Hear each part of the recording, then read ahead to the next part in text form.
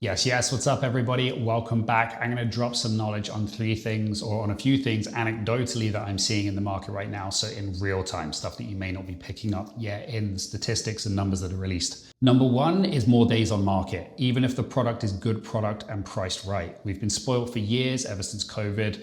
And afterwards, the stuff would be selling in 7, 14, 21 days, whatever it may be. Product takes longer to sell now, and that's normal. I had a really good conversation with another realtor today.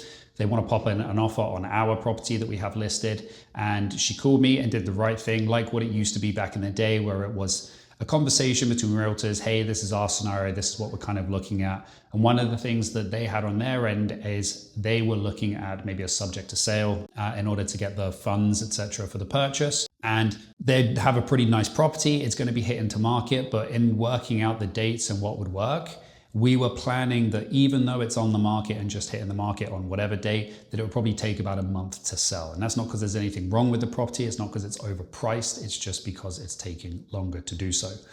Number two, subject to sale is back on the line now. There is a lot of people who are writing subject to sale on their properties. It's not a taboo, and it is getting accepted now, as it sometimes is the only option. Number three, the data needs to be more granular when you're doing your research. You can't just take the standard real estate numbers from the board that they release, because they could paint you the complete opposite picture, not even just put you a little bit off. And number four, developers are not out in droves in the way that they were before. I think a lot of people who didn't take care of their properties were just kind of leaning back, resting against their laurels, thinking, okay, we can just sell to a developer, worst case scenario.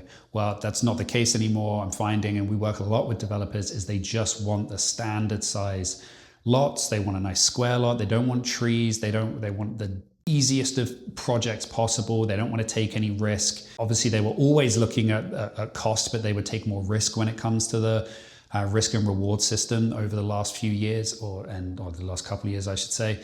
And now that's definitely seemed to scale back a lot, which is, I think, going to mean that there's going to be a lot of these properties which are going to be coming to market that need to have quite a substantial renovation done to them, where they maybe thought, we'll just sell it to a developer. That's not going to be the case. And those ones are going to have a real big struggle moving forward. Those are some things that I'm seeing in the current market. I wanted to share them with you guys as well. If you're seeing anything else, whether you're a realtor or whether you're in the buying or selling journey, pop them in the comments below and let me know. I'm always interested to see what other people are finding. Thank you, and I will see you next time.